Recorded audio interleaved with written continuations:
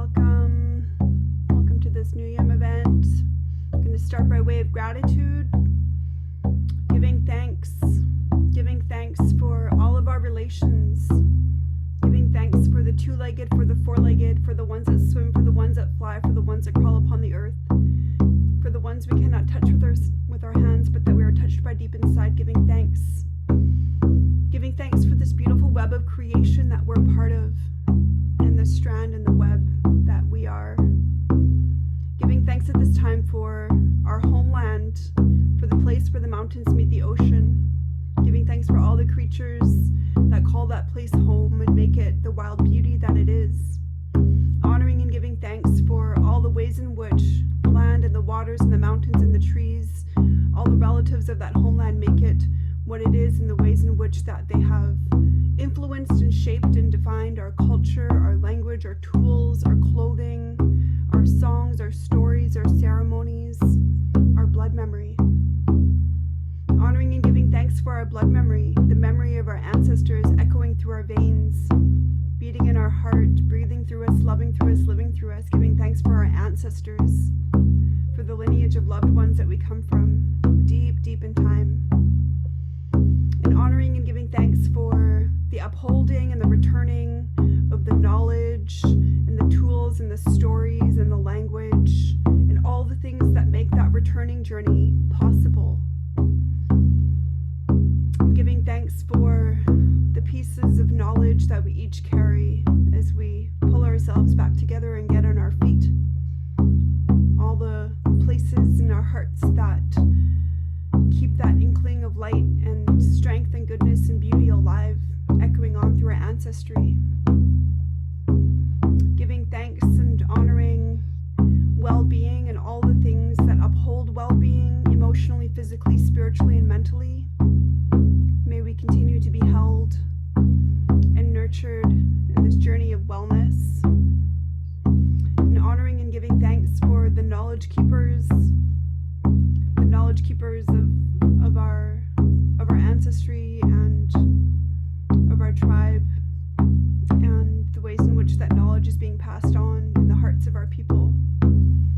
And honoring and giving thanks for the returning of knowledge, the returning of our ancestral ways of knowing as it merges with our modern ways of knowing, the coming together of these tools in a good way, in a loving way, in a sacred way.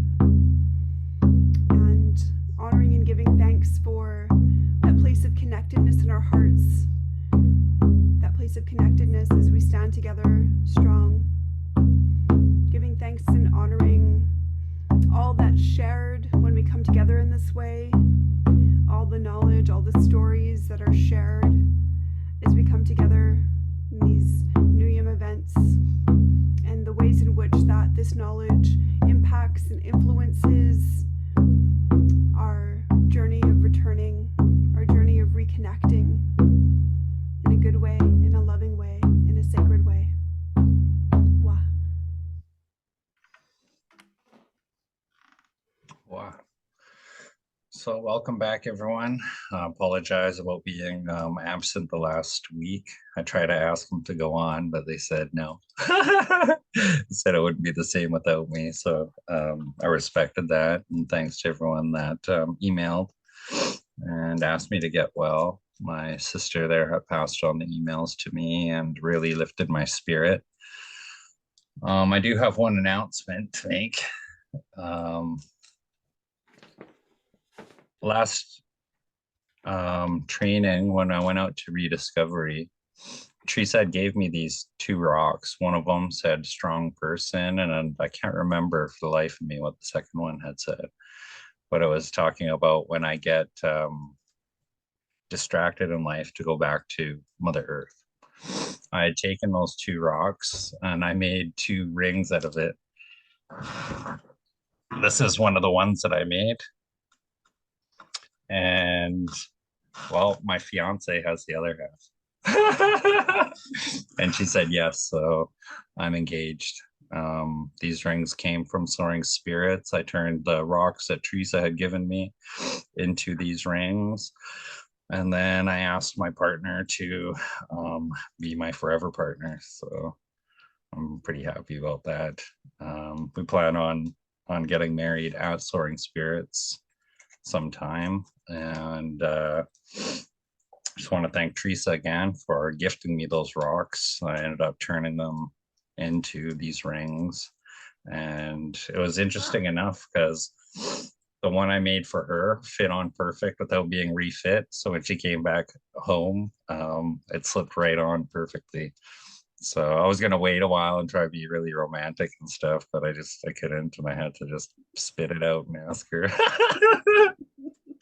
So I never really thought of getting married or anything like that before, but I found someone that I don't ever want to separate from again. So I took a shot and I won. So yeah, it's not a secret anymore. Everyone knows. Well, you guys are the first to know. Thank you. I'm pretty happy. Congratulations. Thank you. So with that, take it away, Ab. Okay, so I've got a document that I'm going to share.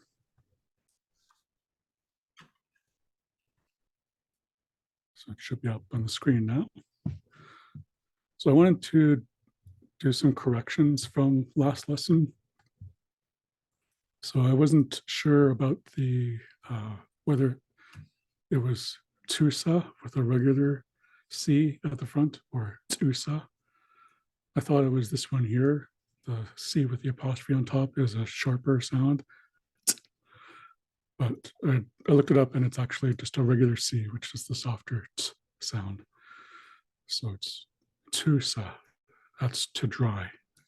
So it's not Tusa, as I thought in the previous lesson that we did a couple weeks ago. I also checked on the plural form of chief, and it's Hey Amas. Hey Amas. So the accent is on the last syllable. So this kind of slanted line on top, this little dash on top of the A, that's the acute accent marker, and that tells you where to place emphasis in a Heisler word. Hey Amas. Hey, Amas. Yeah. And also there was a question around the word Tezwa. So I did some research on this, and it turns out that it's actually a shortened, anglicized version of a Heisler word. So this is the way that one of the ways that it's written. It was originally written, and this is what we call like a phonetic spelling, or a spell it as it sounds to you kind of system. I tried to convert this to the hybrid orthography, which is really difficult because this is very unusual here. You wouldn't see an H and a W together like that.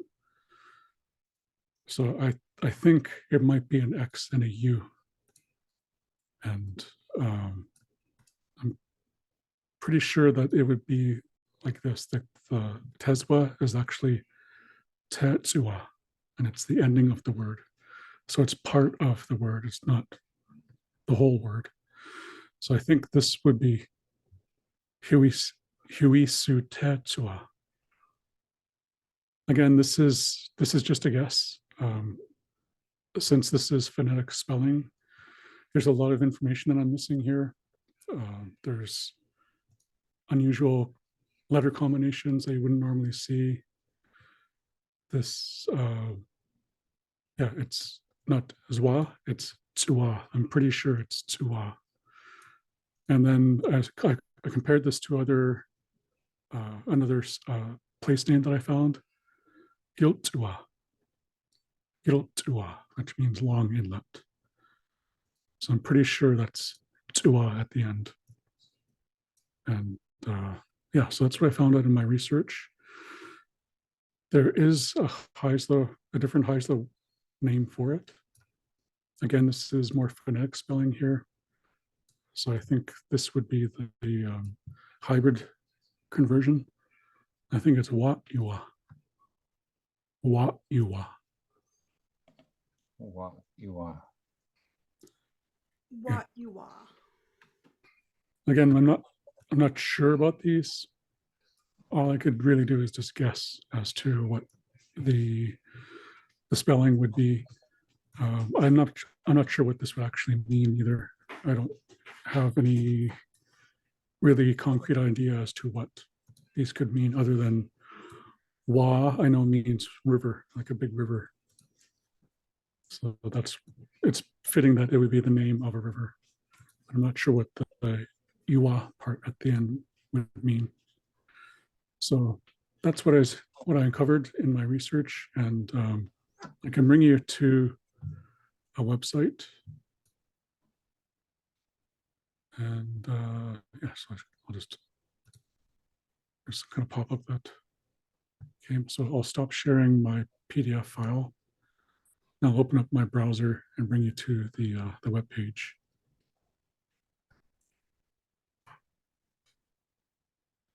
Just waiting for it to open.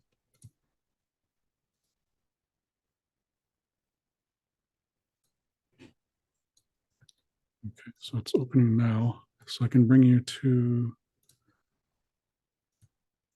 the web page. My computer is moving really slowly today, so I'm not sure what's going on there, but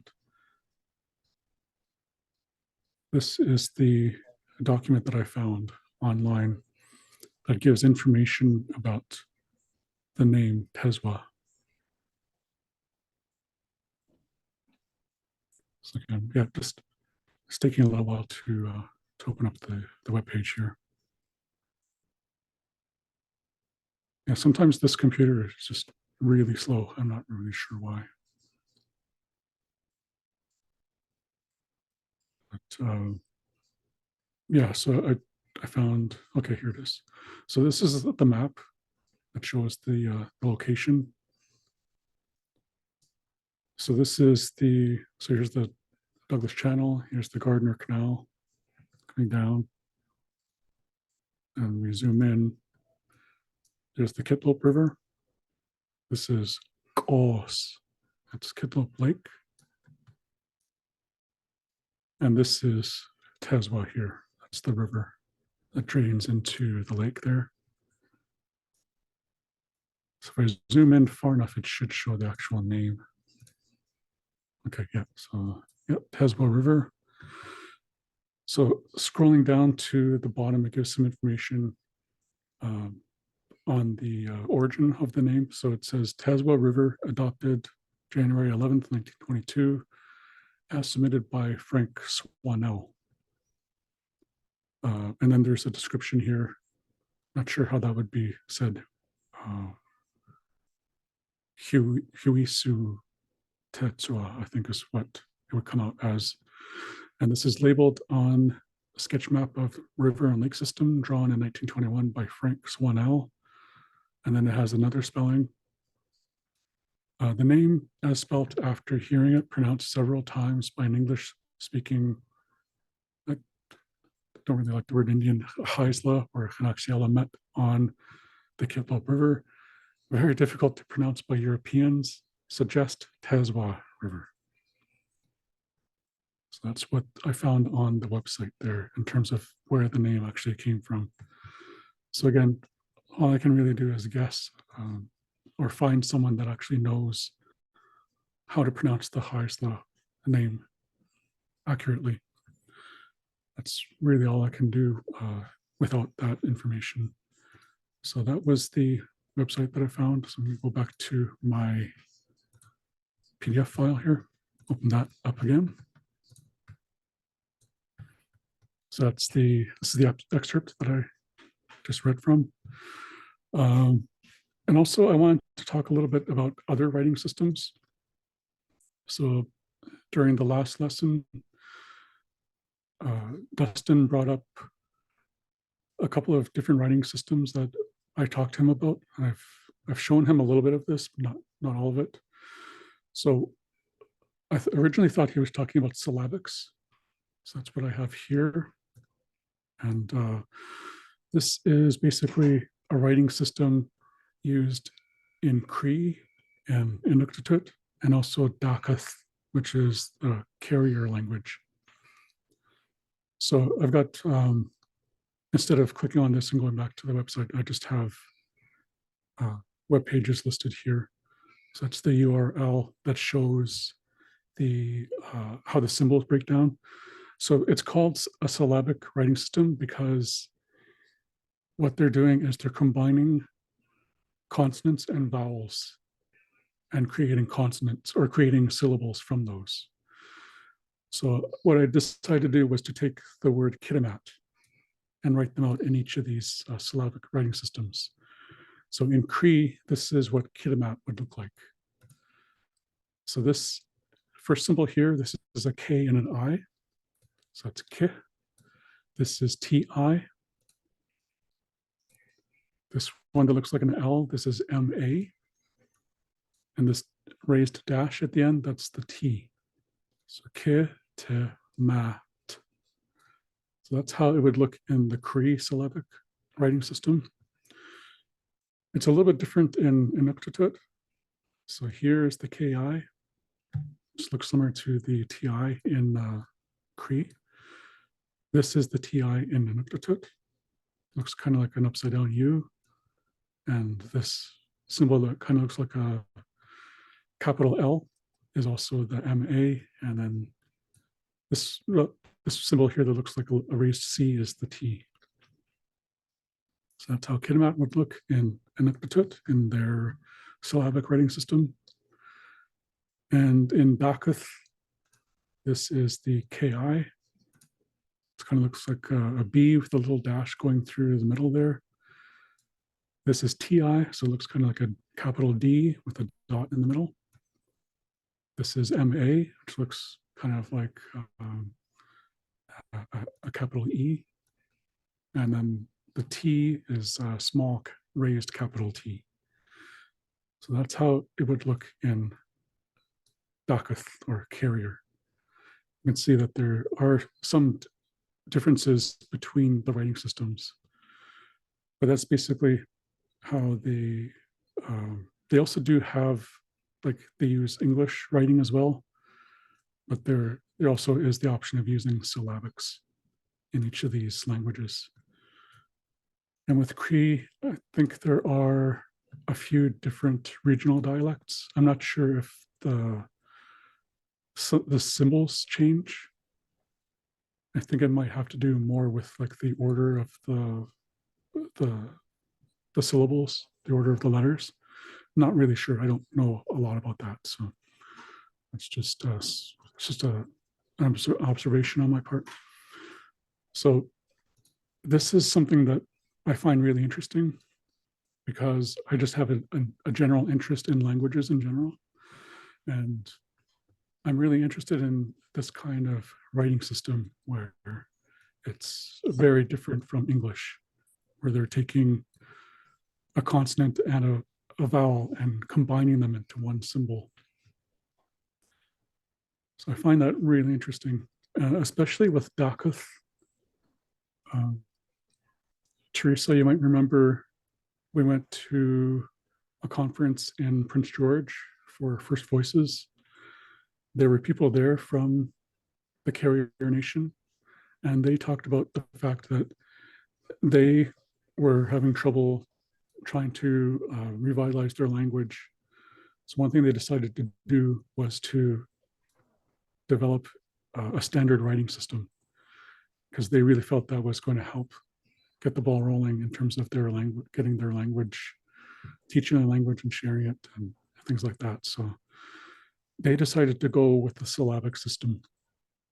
And from what they were saying, there was a lot of resistance to it, but they stuck to it. And now people in their nation are able to read and write in the syllabic system. So I think that's really interesting. And it also shows that there's lots of different ways of representing Indigenous languages in written form. And if people think that the hybrid orthography is difficult, compare it to something like a syllabic system. We're actually really lucky because the hybrid orthography is based mostly on the English alphabet. We're using English letters. The main difference is that we're modifying them. So there might be a line over an X or a G. There might be a raised W after a consonant. There might be an acute accent symbol. There might be an apostrophe over a consonant, but it's mostly based on the English alphabet. So we actually have it easy. And you can imagine how, I mean, this is something that I'm interested in. So I'm willing to put time into something like this to learn it. I wouldn't say that I really know these systems, but I have a general idea of how they work.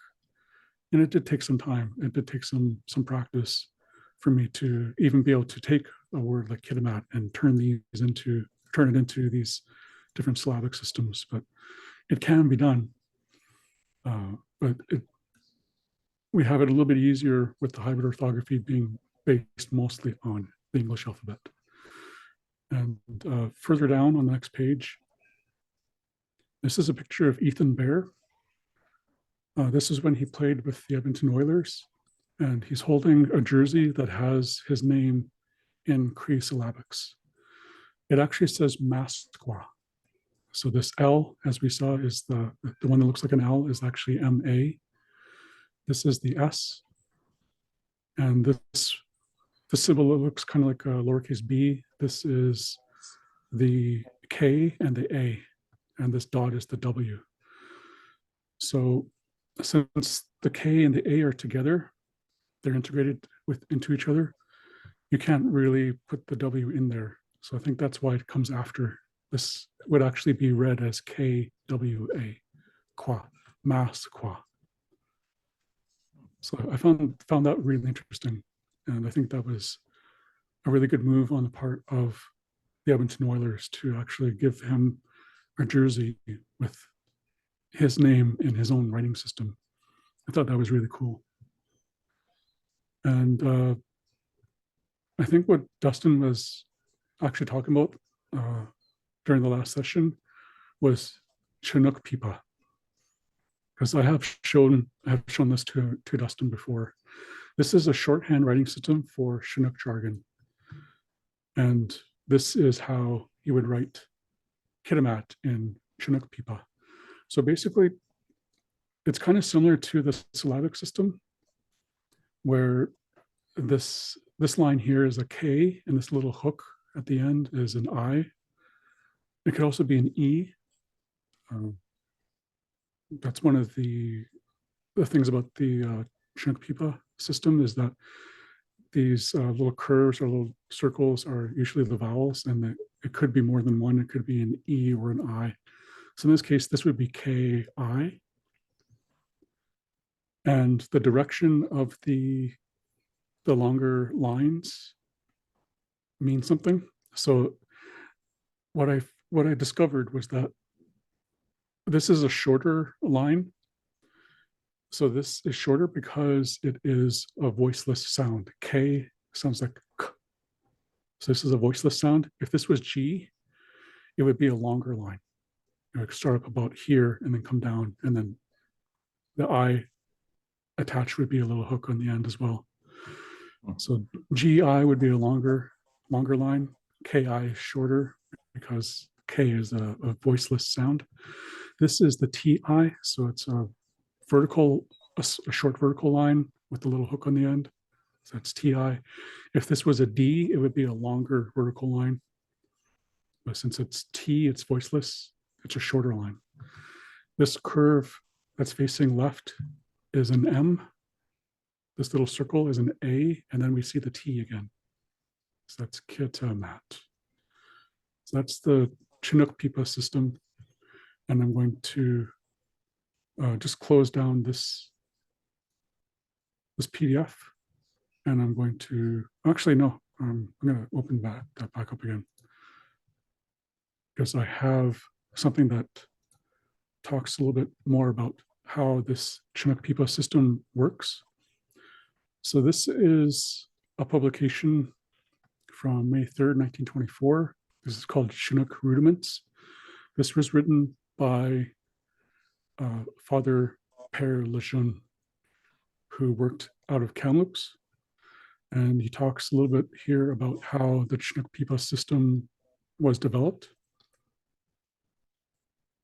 So he goes on about the history of the writing system And there's a kind of a table of contents here. And then he talks a little bit about the history of Chinook jargon, how it came about. He quotes one of the dictionaries. I can't remember which one. There's three main dictionaries that came out in the late 1800s around Chinook jargon. So he quoted one of those publications here. And this is how the Chinook Peepa system works.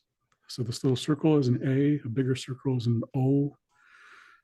This circle with kind of a little tail in the middle is a double O. A circle with a dot in the middle is a OW or OW. Circle with kind of a smaller circle on the end is WA. And this little hook could be an E or it could be an I. I don't actually see these ones used very much, this U or AN, IN, ON, UM. But these are the main vowels here. And then the consonants. So a little circle is an H. This short line, this short vertical line is a P. And if you look down here, a longer vertical line is B. So P, B. Then you have a short horizontal line that's a T, longer horizontal line is D, and so on and so forth. So you have this kind of arch facing left is an M, and then facing right is an N. So you kind of get an idea of how this writing system works. So this is quite a lengthy document, and he goes and he writes down words in categories. So you have the numbers here. So this is icht. So this little hook is an I. The dot is an H. A short horizontal line is a T. Icht. This is moxt, which is 2. Clun is 3. Locket is 4. Quinum is 5. Tachum is 6. Cinemoxt is 7. 8 is just like, that's kind of the Chinook jargon spelling of it, of the English word 8. I think there is a different word for it. I can't remember what it is off the top of my head. 9, again, I think there is another word for 9. This is basically just the Chinook Peepa version of the English word for 9. And Tatilam. I think there's a different word for it for 10 as well. And then Tatilam P Icht is 11. Tatilam P Moxt is 12. This is very similar to counting in Huislikyella. So Tatilam is 10. P means and. Icht means 1. In Huislikyella, we would say, like when you go to 20, 21, it would be Mathligyu Gi Nachwigyu. Or Nachwigyu. No. Mathbana. I can't remember what it is off the top of my head, but it would be 20. And then the Gi would mean and then Nachwigyu is basically 11. So 20 and 11 is how you would say it in Huislikyella. So he breaks it down into adjectives. So ayak means quick. Ayas. Something that's very interesting is that Father Lejeune was French. So in French, they tend to kind of leave out H's. So he would say ayak, but other, like people from the Kamloops area would actually say hayak. So there would actually be a dot in front of this if it was from a native speaker. But since he was French, he tended to speak in his French accent. So the same with this would be hayas, but he said ayas for big. Hayu. Hayu is plenty. I think Paul Genix has a question there, Ab. Mm-hmm. Yep. You can go ahead. Maybe you already answered this before, but where did we get our orthography? Like how, like the different, like the L with the line through it. and that looks like an A without a line through it. Yeah. Yeah, where did, maybe you already explained this before, but where did those come from? Um, I can give you like a brief history of the Heisler orthographies. So Hein Vink was the first one to develop a standard writing system. So he was the one that basically went through and decided which symbols to use.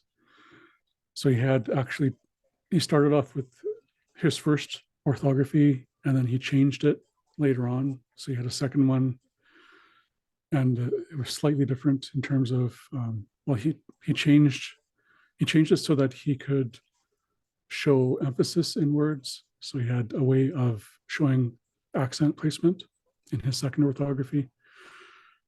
As to why he chose different symbols, I'm not really sure. He might have spoken about it in some of his writings. I can't recall off the top of my head. But he was the one who really started to think about how to represent the Haisla language and the unique sounds that we have in our language, and going outside of the English alphabet to do that. Next, well, that was in the 70s. Next came Lincoln and Rath. So they published a dictionary in 1986. It's 2 volumes. They developed their own writing system. I'm not sure if they based it off of Hein Vink, but one thing that they did that was a little bit different was for the really unique sounds like and they actually used one symbol for each of those sounds, whereas Hein Vink was using what we call digraphs. That's the linguistic term. It's basically when you use 2 letters or symbols to represent one sound. It's called a digraph. So for the lambda sound, the dl sound, Hein Vink was using a D and an H together, whereas Lincoln and Rath used the lambda symbol, which is kind of like an upside down Y. So they used one symbol to represent that one sound, as opposed to Hein Vink's approach, which was using 2 consonants to represent that one sound. Their writing system was also similar to Hein Vink in regards to them leaving out some of the vowel sounds. They tended not to use what we call a schwa, which is basically the letter E. The International Phonetic Alphabet's symbol for it is basically like an upside down E. You do see that in some indigenous nations where they use like an upside down E. I think they use it in Likwala, which is one of the southern dialects of Kwakwala. They actually use a schwa in their writing system. So he tended to use that, or they tended to use the schwa in some places. Other places, they would just leave it out. If that schwa was integrated into a sound, like if it came in front of an L or an M or an N, they basically represented it by using the L and then putting a little straight dash underneath it. So that was what they call a syllabic consonant, where the schwa was built into the L or built into the M. So that was their writing system. It's probably the most challenging one to learn, but once you learn it, you can sound out any word that's in the Lincoln and Rath dictionary, which is really helpful. And then I think Emmett Bach was working with Heisla around the same time. I think he started to work with Heisla around the time that Lincoln and Rath were developing their dictionary. I don't think he really started to dive into the language until the 90s, where he started to develop different learning tools. Like he developed an exercise book called Risinis Heislikella, where he used his orthography, his first writing system, very similar to how Hein Vink approached it, where he started off with a certain writing system and then he tinkered with it and developed a different writing system later on. So his writing system is probably the easiest one to read. especially the second one. His first one is a little bit, it's kind of harder to read because of the way he showed emphasis in words, like the way he showed accent in a word. It kind of broke up the flow of the word a little bit, the way he represented that in his second orthography. Yeah, so there was just a gradual progression over the decades. Like you had Heinrich and then Lincoln and Rath developed their writing system, and then from there, M. Bach. So I studied all of these writing systems, and I recognized the fact that there were strengths and there were also weaknesses for each one. And I was thinking we should probably adopt a standard writing system. So we had about 6 orthographies to choose from. So the question then became like, which one do we use? And it became a little bit difficult because, as I said, each one has its strengths, but they also have their weaknesses. And one of the weaknesses that I recognized in Emma Bach's second orthography was the fact that he used digraphs like Heinrich did. So he used a DL for the dl sound. So like Kliksam, he'd write DLEKSAAM.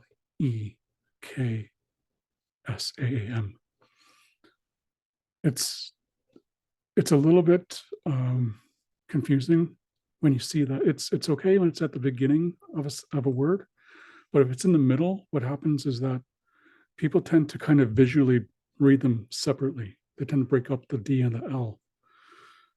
So if it's in the middle of a word, I'm trying to think of one off the top of my head. I can't think of one with a lambda in the middle, but something like a barred lambda, like Giwatlab. If you wrote it the way that Heinrich and Emma Bach wrote it, there would be a T and then an L, and they'd be in the middle of the word. So what people would do, if they're not used to the writing system, is they would read it as Giwat and then Lap. And I would hear people actually say that, Giwat Lap. So they're actually breaking apart the T and the L. Whereas if you use one symbol for that one sound, there's no way to do that. So it's one symbol, so you know it's. So then you're able to say Giwat Tlap instead of Giwat Lap. Another one is Huathlab, which is the word for uncle. In Emma Bach's and Heinrich's writing systems, there'd be an L and then an H in the middle of the word. So people might read it as Huol Hop, but that's not the proper pronunciation of it. It's Huathlab. So what I decided to do was, instead of picking one, I thought, why not combine 2 writing systems into one? So I took Emma Bach's second writing system, which is probably the easiest one to read, especially for beginners. And I took out the TL and DL and LH and replaced those with the symbols from Lincoln and Rath. The lambda, the tilde H, the barred lambda, the ejective barred lambda. So it's mostly Emma Bach's second writing system. There's just 4 different symbols. And that's basically it. That's the only difference between the hybrid orthography and Emma Bach's second writing system.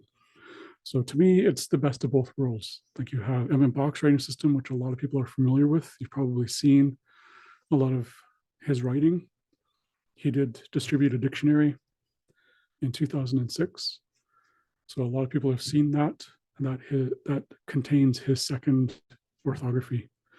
So if you can read Emma Bach's second orthography, you can read the hybrid orthography. It's just a matter of switching out those digraphs with the single symbols.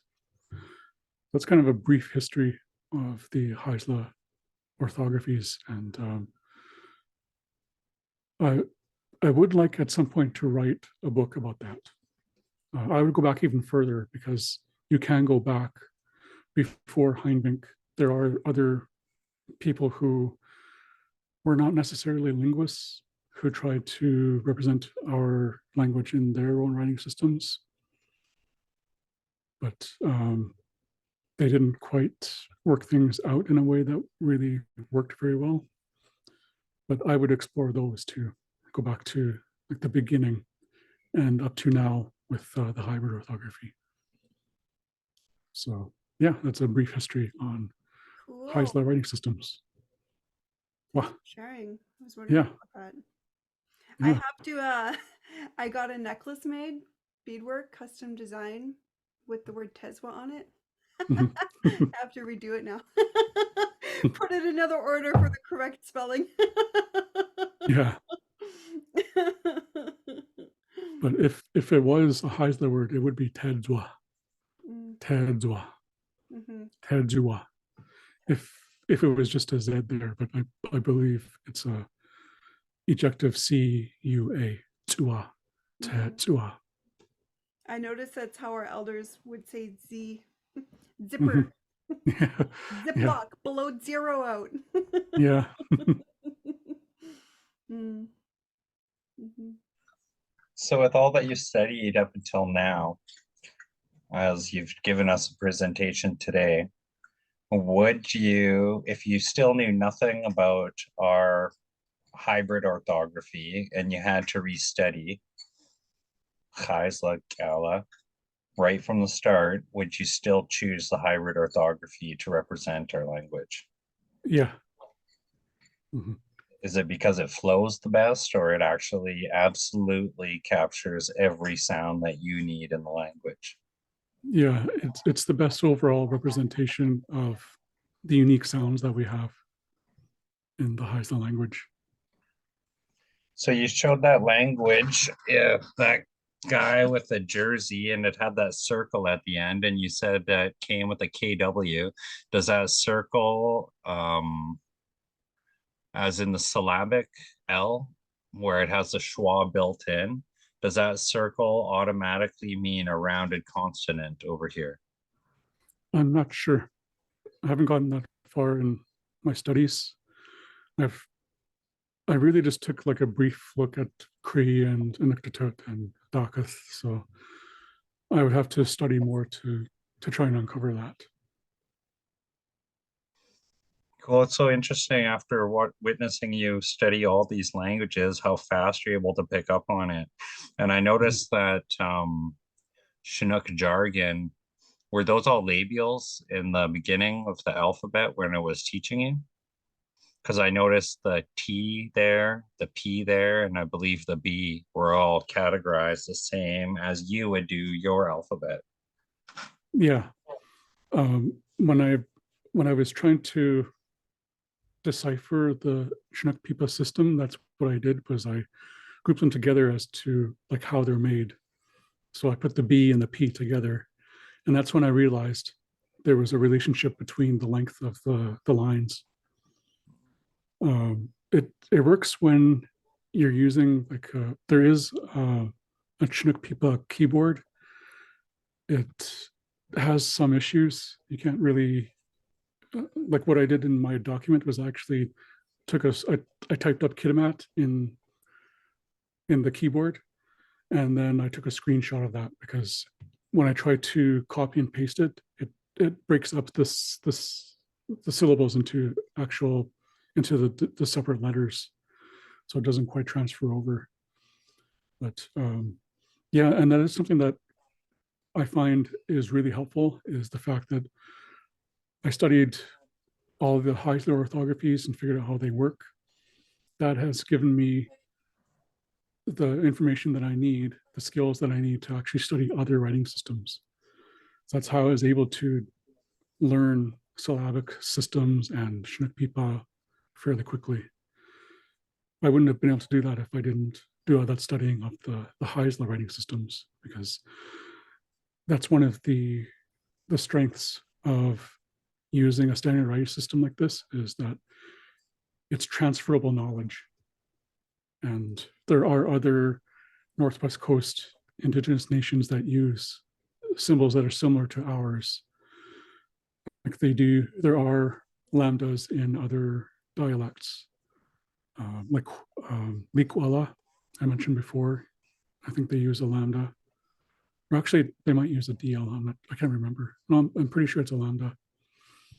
I think there's other dialects that use some of the same symbols on the West Coast. So if you know one, then you'll know right away what it is. I've studied other writing systems like Tanaha, which is the language spoken in the Kootenays, I believe. And they use like a cent symbol, so a C with a line going through it. That's the same as our C. It's a TS sound. And then they use a straight line with two lines in the middle, going through the middle of it. And that's our tilde L sound. Cool. So if you know some of these sounds and how they're represented in one language, you can figure it out in another language if they have a different way of representing it. So I think that's really cool. That's really helpful. Nice. I think Teresa has a question or comment. Okay, go ahead. Yeah, I just wanted to comment and add and kind of as a testimony to the hybrid orthography and how tremendously helpful it is to learn our language. Because when you look at our language and the way it's been spelled or represented previously, and by spelling it how it sounds, your brain just totally goes straight towards the way it sounds in English. And so I found I caught on quicker once I kind of pieced together the hybrid orthography, and it really fast tracked and helped me understand our language a lot more and to get those true representation of the sounds to where I was able to read it in the dictionary or even be able to like transcribe some of like what my gran was saying with certain words. So it does take quite a bit of time and energy, but really happy to see the resources out there now through Ab posting on YouTube and the Hazak Ella website.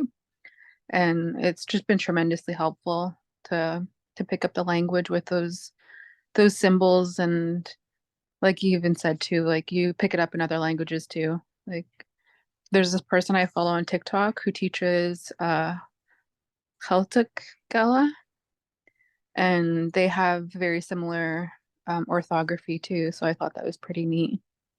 Yeah. That it's kind of united in a sense, way of representing our similar languages and dialects. Yeah. Yeah, so I really appreciate the hybrid orthography and the work you've done on it. It's been really helpful. Yeah, thank you. I'm glad that it's been helpful to you. Yeah, sorry I stepped away. Everett's been listening to, and he said you try to mention something to me about when we went to Prince George for the language trip that one time. Mhm.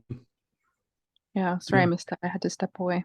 Yeah, that was pretty interesting. I just talked about the people that were there from, I believe they were from Fort Fraser, and they talked about their adoption of their syllabic writing system and the difficulties they had in introducing that to their community. But they persevered, they stuck with it, and it really helped them in the long run to really start to understand and speak their language. Yeah.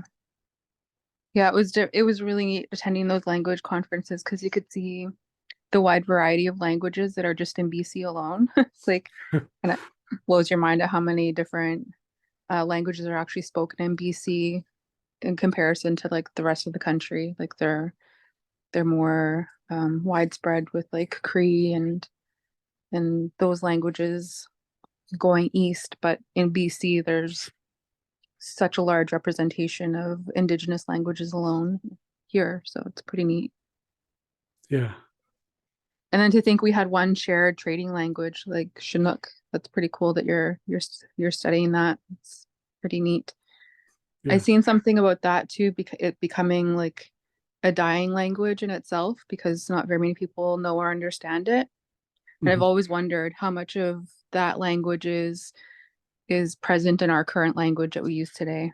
Like with some of the words that we bring up in conversation. Like I tuned in when you were talking about where does the word well, you know what you're talking about when when I tuned in and where that might have originated from. And it got me thinking about different words that may be present in our language that maybe come from those, like from the jargon or the trade languages and stuff like that. Mhm. Yeah. But anyway, yeah, thank you for sharing Yeah. that.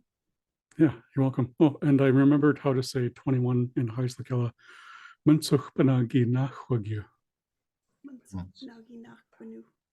So Munsuchpana means 20, and then the gi means and then nachwagyu basically means like 11. Nachwagyu. Do we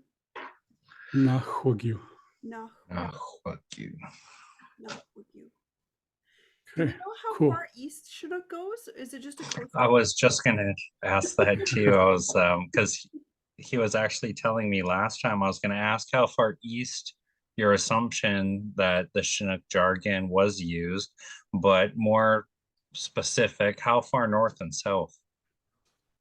It didn't extend that far east. Like I think Kamloops is probably about as far east as they went with it.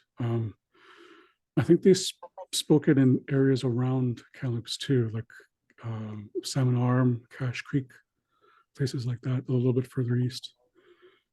But that's as far east as I know of in terms of communities that spoke it.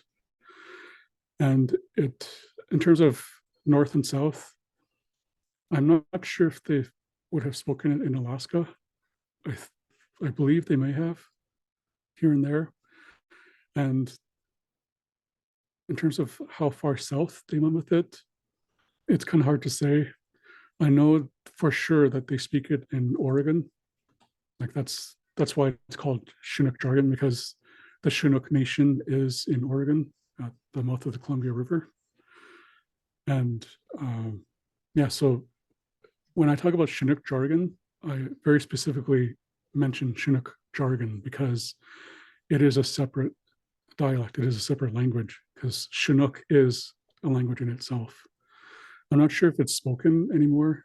I think they replaced Chinook with Chinook jargon, and they have a different, there's some differences in spelling and pronunciation of certain words and grammar down south in the Columbia River area.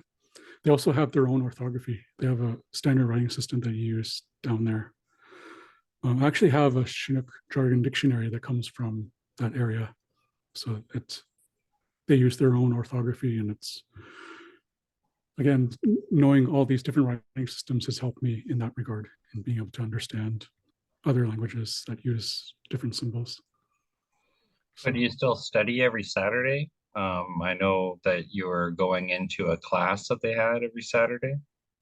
Yeah, the days change. It was Saturday for quite a while, and then Thursdays. Now they're looking at changing it to a different night.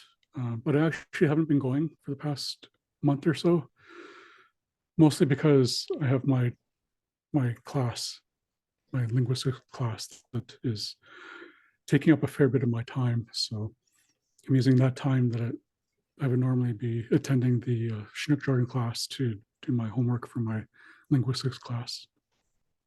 How is that going for you? Have you had any big breakthroughs with that or any epiphanies as you've been gradually learning? I'm getting a better understanding of how dictionaries are made.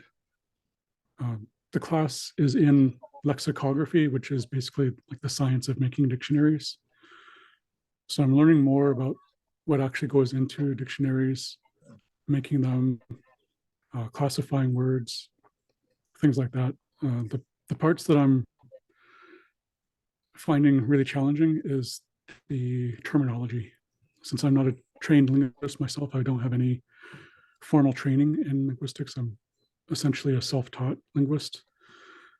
I know some of the terminology, but there's a lot that is used in the class that I'm not really familiar with. So that's been a challenge. But I am learning quite a bit, and I'm also able to share a lot about the Haisla language with them because I'm in a unique position being Indigenous and being involved in Indigenous language, whereas the other students in the class are not. They're mostly just studying languages from the outside. Whereas I'm in the community, I'm studying the language that's spoken here, and I've been involved in developing the writing system and things like that. So I've been able to share some of my knowledge about the language with them. And like we do presentations. I've done 2 presentations so far, and we're supposed to basically like summarize one of the chapters of our readings. So instead of summarizing those readings, which I don't fully understand, what I do is I take the main idea and apply that to one of our Heisler dictionaries. I've been talking about the Lincoln and Rath dictionary, going through that with my classmates, and just showing them how the Lincoln and Rath system works, how I convert everything to the hybrid orthography, how the language works. So I can use more of the technical terminology that I do know, and I can use that to kind of explain to them how the language works. And I'm giving them kind of mini lessons in my presentations, and they're catching on really quickly. So it's really inspiring to see people who are new to the language and are picking it up pretty quickly, because I'm able to share a lot of the background information that they would normally be studying when they're studying a language. Nice. That's really, really glad to hear it's starting to actually flow for you. I think that's really important that you're enjoying what you're doing, and with the spotlight on you, like you said, you're probably one of the only people that live in the world, and be really, really, really interesting world if more of our people went in to actually study this kind of stuff. Because I know at my skill level, I do believe if other nations needed my help, I would really be able to jump in there and let them pick my brain at the least. Someone at your level, Ab, I believe, would be able to go in and literally develop a rating system for them. Not that I don't believe I couldn't do that, but it's really interesting seeing us finally get these tools that we never had before. It reminds me of that big house that we went to. I believe Teresa said it was the killer whale big house. There was a tablet that was found there that was said to have a whole bunch of interesting symbols and stuff on it. Now, the only writing system I could even think of them having at that time would have been the Chinook jargon. So it would be so interesting being able to find that tablet. They said it had a map of like the stars, the sun, and a whole bunch of other stuff and all those symbols on it. So I can imagine coming across something like that. And then after you giving an update on what the Chinook jargon written orthography looks like, I would even at that time have a better understanding if it was or if it wasn't in there. So then it'd be more interesting to find if it wasn't and what were they writing with. So I think the ongoing study that you're doing is just fascinating, and being able to see you jump from one language to the next to the next to the next. And I find myself, I call it gambling on a word. I'm just going to guess to see it, and then I'll actually play the track after to see. When I was doing the Wet'suwet'en, and I asked you, why did they choose to use this K instead of a G? Because that's what I hear is a G. All of a sudden, you had a whole explanation for it, and I was like, okay, well, that's why. So seeing your study and seeing you be able to make sense of things that I don't and that are unfamiliar for me at this point of my study it's really fascinating. So I thank you for your ongoing efforts. Like many of the people around have to continue to thank you. It can't be easy, especially the time we're in. Everything's so fast paced, and with the language, you just can't afford to do that to yourself. You can't afford to try be fluent in 2 to 3 years. Like that's almost an impossibility. And even with a special mind, I think it would be very hard. Um, I always go back to how long did it take us to become fluent in English? you know, what is it, 10 to 12 years old. And then even after that, you're learning English up until grade 12, and then you can continue to learn English after that. I think our understanding of English is subpar. Like many of us, well, probably not you, because you studied a lot of English as you told me in the past, but the average person who speaks English probably doesn't have any clues on that. You know, I'm just trying to, when I do look at English, I'm starting to see where the rules of retraction come in and stuff like that.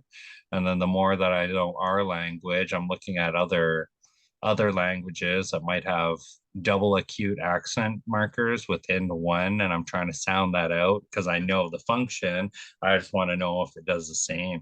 There's one thing I'm really fond of lately, though, when I'm looking at I guess it's Spanish, that little tiny squiggly line that gives the rolling R's. I really like that symbol, especially for that function.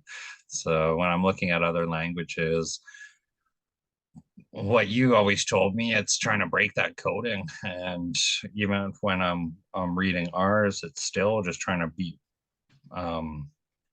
make sense of that coding. And it does get so much smaller once you fully understand functions, eh?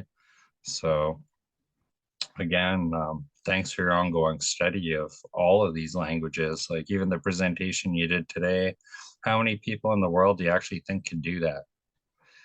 How many people in the world actually know the history on our orthography? I think there has to be about 4.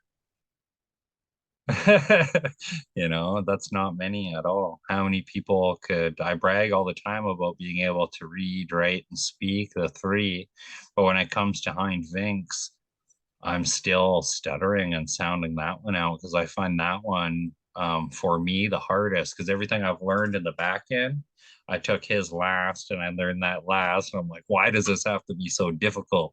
Because I learned what is now easy compared to what he was trying to make sense of, right?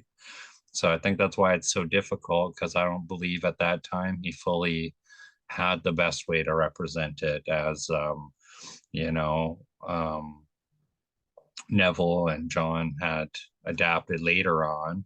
Then Emmett Bach had done his orthographies. I think all of the prefixed work that has been done has just jump started a whole new understanding. And the people that I used to see wanting to spell it the way it sounds, once they start understanding the function of our hybrid orthography, within minutes, they don't want to do that anymore, because I think they understand now you're going to get everything in that hybrid orthography for proper pronunciation, right to the glotterized T. You know, so all the function is there, understanding the coding and putting it together. And as Teresa was saying earlier, as you start going through, and as hard as it is to take in all of this information, your brain fires it as synapse after. It's not something, it's like second nature. So we call it in cognitive thinking when we're doing guitar playing. There's no way your brain could load that much information. And that's what I see happening within our language when we're reading it now, is that in cognitive thinking, just coming up front and basically letting your instincts take over. I've noticed when I start fighting my instincts is when I'm making those wrong mistakes. I'm like, shit, I should have just went with the first one there instead of second guessed myself. Because I think the first one that fires off in my brain, I don't know, I'm still at the point of doubting. So then I'll try repronounce it. And then when I get really stuck, I just go from the back end to the front, that exercise. That always gives me proper pronunciation, especially for those ones where I haven't heard before. So yeah, it's really interesting jumping into a world of orthography when up until 30 years ago, we had no clue of any of it. Eh? It was all verbally spoken. And now I really liked your comparison between Kala and Somalia. Mhm. with with the grandfathers especially, because then you start seeing what I was talking about prior, when a Chaisla would marry someone that spoke that language, then you would be able to choose what you're going to use. But it almost seems that they had, because you read a lot of the old documents that we have, and they say that we would be able to basically understand them in some way. So after you putting that down and putting it in document form for me to witness and you to speak both of those comparable words, it was phenomenal. And then we start thinking of the outside influence within our language, as Teresa was talking about the word we were speaking prior to recording, and then to where that came from, right? And now we're at a point in our study where we're having these theories and conversations. You know, think of that time where we came in and you're teaching us vowel combinations. Look how far we've come since that time. Like, that's amazing. And then I was talking to my sister and I was telling her that word that Ab got you all to sound out. What you guys didn't know, it was his hardest. And even after Ab told you, I don't think you guys fathomed how hard that word was to sound out. And you guys, because he never told you it was hard, jumped into the study and practice and all sounded it out almost perfectly, each and every one of them. So I had to congratulate them again after that day and let them know basically how advanced they are by just sitting down and paying attention, because all you really have to do is pay attention to everything you've prior developed, you know. And all the people that are maybe watching this at a recording, I encourage you guys to go and study Ab's teaching tools that he has on YouTube, on the websites that he's created. And that's how I got advanced, was basically just studying his teaching tools that he gave me. And the way Ab teaches you again is so that you become your own teacher.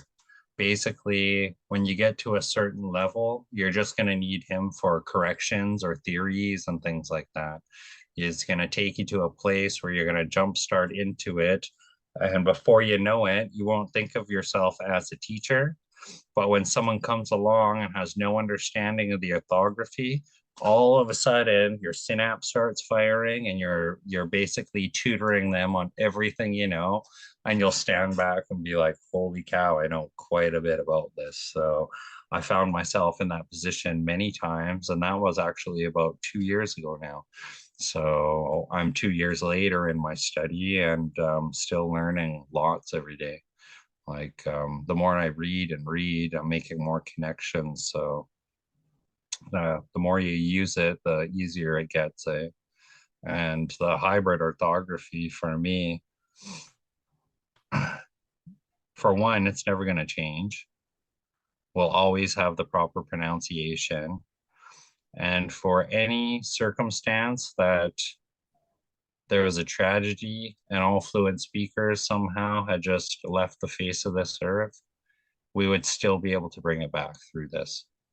And that's what's amazing about this, is that it's there, it's documented, and throughout all the people that have done the past work, like Lincoln and Rath, especially when you get into their breakdown of their roots and things like that, it goes so in depth. It's like ridiculously in depth, that dictionary, I find. So again, I look forward to the day where you have a little exercise for them to watch of you going through your linguistic analysis, because I know when I watched John Rath's face when you brought him through that, I wish we recorded that meeting with him.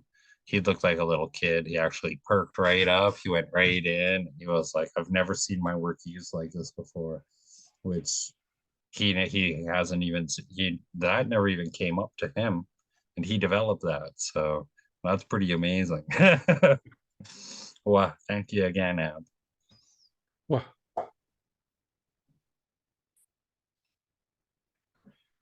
So are you done with your presentation for today? Did you have any more? Or? Did anybody have any questions or comments on that? I'm good. I feel like my brain is overflowing with goodness, and I always come away with so much to think about. I remember someone was on here before talking about how they really appreciate how you go in and you break it down, and that's how their brain works and how it helps them learn and understand. And I'm realizing that I'm a relational learner. I learn through listening and through experiencing. And so hearing you both talk about the experience of learning and all like the whole journey of it, I learned so much just from being immersed in it. I feel like it really nourishes my heart, and when my heart feels like calm, then I can like let the knowledge in through all that trauma that we're carrying.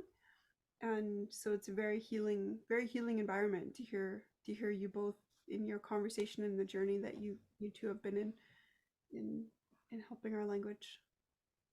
Wow. Awesome.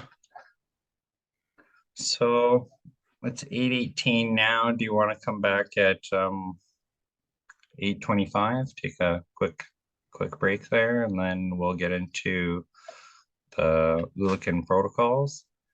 Again, Ab is extremely busy even with his studies and stuff. So just to let people know, he usually takes off at about this time. He's extremely busy. I couldn't imagine being in the position he's in a job for one and going to school for another. Those two things have to be really intense to juggle.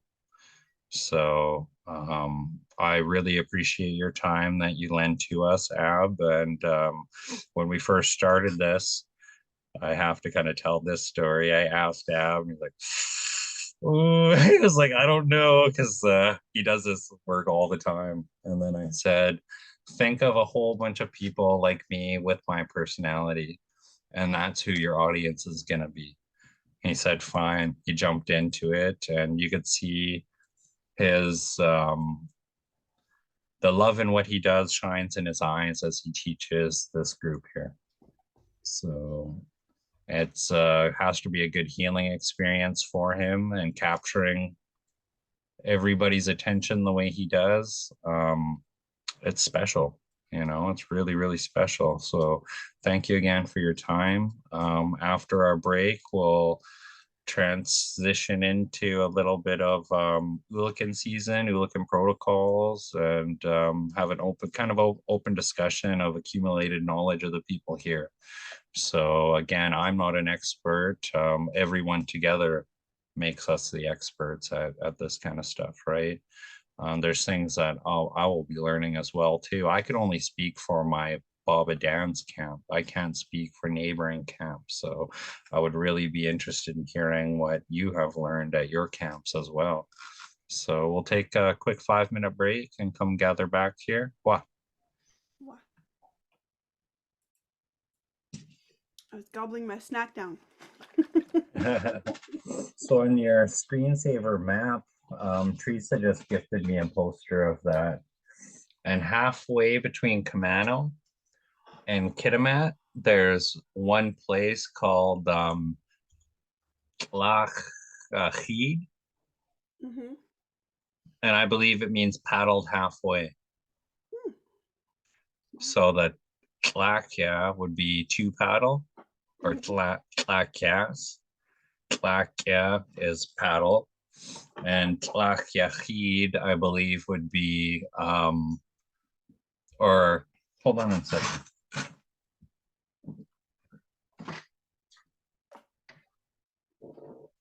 Tlakyachdi. Gachdi in my hand would be that my middle finger. So it'd be the middle of something. And that's what I think that word means. And that's just from understanding the orthography. Yeah, that's I use when I was doing mostly like Indigenous awareness building events. That was my banner for my events.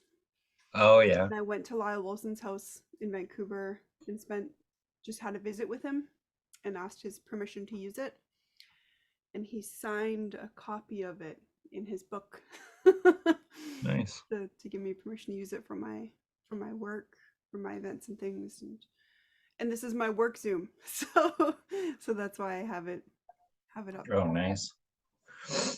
Yeah, it's really interesting after staying in the world of orthography and just peeking at that and being like, wow, now that has meaning to it. Before it was just orthography written down where I thought it wouldn't make sense. But you could see that he used Hein Vinck's orthography because it has the little circles for the rounded consonants instead of raised W's. So that gives me evidence that it was Hein Vinck's orthography. So the Oolichans have hit Kamano. And what I'm going to talk about today is basically what I remember when the Oolichans would arrive. So we would go outside after camp was put up, and we all know how tedious that was, getting set up for camp, getting prepped, getting everything done. And every night, my Baba and I would go out. And typically right now you'd have the big full moons because the full moons and the high tide are sistered into one another. So as the moon reflected off the mouth of the river where our camp was, my Baba would take a flashlight each day and flash, and he would shine them. And we would know that the Oolichans had arrived when all the Oolichans went towards the light. Then I had a brilliant idea. I was like, well, Baba, if they go towards the light, why don't we just get a whole bunch of lights and get them up and fit? He's like, it's like really illegal. Night fishing, eh? But I was just amazed that he would do that. I look at his picture and I swear sometimes his picture laughs at the memories I have, because I could hear his laugh through that picture still. But it was interesting. I just had a dream of him the other night. I haven't dreamt of him since he passed.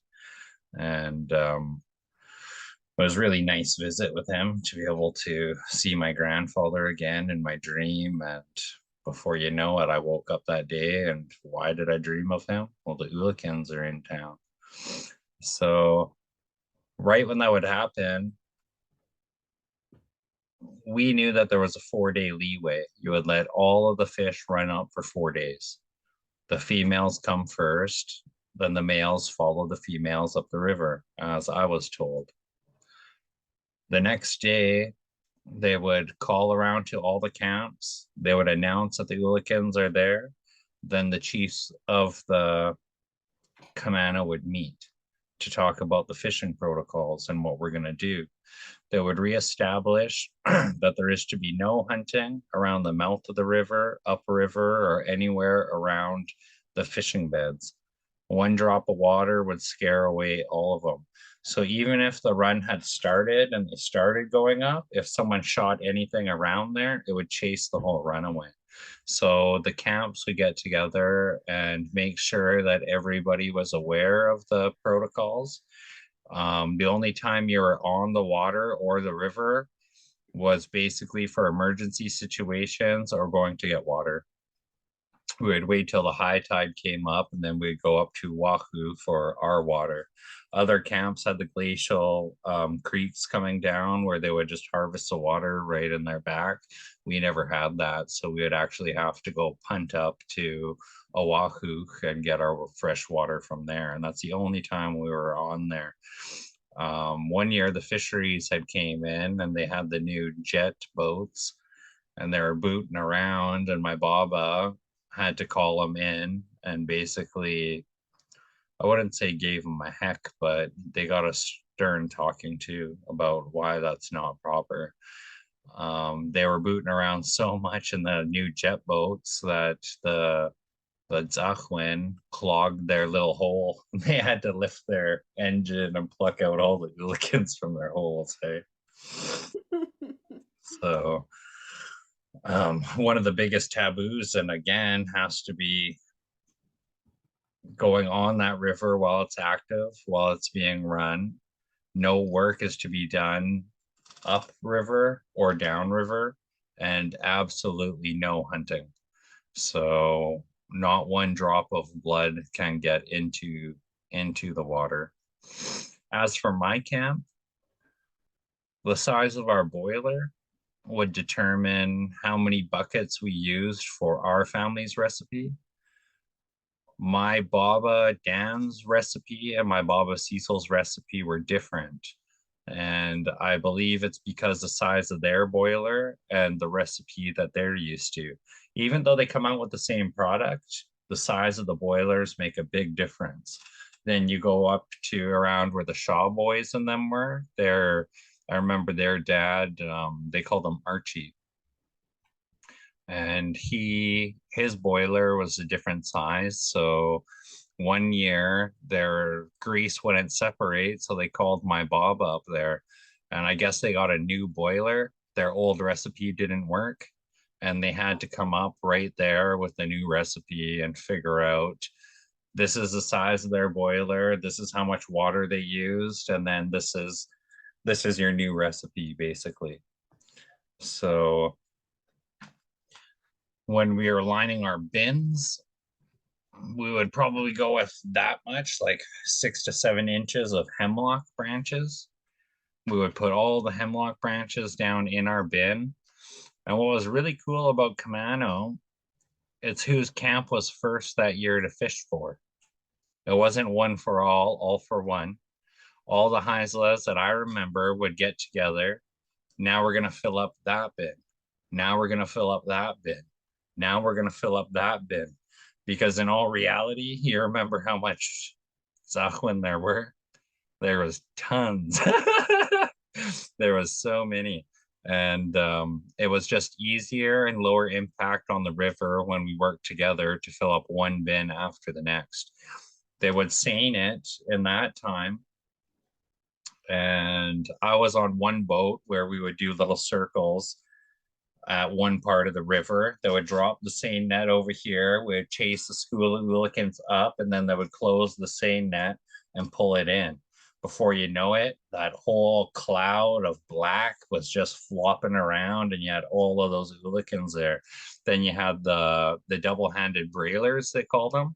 There are nets like that. You had one handle on one side and two handles on the other. They would just scoop them in and toss them all into that punt. That punt would get filled. That punt would probably go anchor out depending on the time of the tide. If it was low tide, a lot of people never unloaded their bins at that time. They waited till probably about 3 in the morning. Sometimes we had to wake up. We'd wake up at 3 in the morning. So we'd be completely asleep. The alarm would go off. We'd all get up, don't eat, no nothing. We just got straight out there. As the punt was coming up our stairs, we had a fireman's line of buckets and we're all unloading. It didn't matter how little the kids were. If they can carry a bucket, they were in that line, or they were in the punt loading. So one after one, everybody's bin got filled in that pattern, which I think was really cool, because when you take it for the all for one attitude, for one, you're not a community at that point. 2, some camps might have a disadvantage of the people that are there. And 3, making sure that everybody got enough was very important. Once we all had enough, we would stop and let Mother Nature take over after that. In our cabin, when you go inside our cabin, on the back wall, you'll see each year, going from the 80s, how many boils we did that year, and then you'll see a gap in between. So we called the fisheries into our cabin one year when they were trying to study the Oolichans. And they were like, how come there's a 3-year gap between that boil and this boil here? And we said we had so much, we didn't even have to come back. And they were in disbelief, because at that point, the Oolichans were declining and there was a worry. Up until that point, there was no worry because they were so abundant. And I joke around telling people we used to catch them with spears in our bare hands, and it's only half joking. We did catch them with spears and we caught them with our bare hands. There's so many. I don't like comparing the size to other nations, but when you're looking at the nations where the Oolichans have to swim so far up so far up the river, their Oolichans shrink down and they burn all that fat off and their spines shrink down, just like how elders get shorter as they get older. These Oolichans burn off so much of their essential oils that they shrink down. So when people see our Oolichans that look like trout, they're in disbelief at first because we catch ours at the mouth of the river. They're just transitioning from the salt water right into the fresh water, and they haven't had to burn off all that energy of going up the rivers. What's phenomenal about this year is the New Hulk, the Bella Coola people have their first run, and I don't know, I'd have to say about 20 years. When I'm looking at their community and the comments of the people saying, I remember when I was a little kid, now knowing those people and their age, you could tell how long the Oolichans have not run there. They just came back.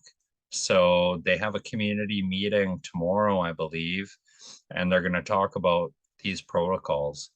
And for me, the protocols are so important because if you don't know how to respect the Oolican, it might just go. What happens when you hunt at the mouth of the river and they go away that year? In 4 to 6 years, are we going to get a run that year?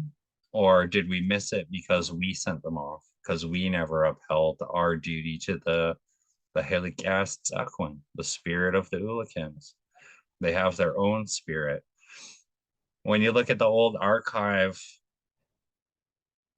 documents on the Tzachwin, they were so strict on their protocol that when you had one of the Oolichans freshly fried, it would be taboo to go like this, pick it up, have it be hot, and go.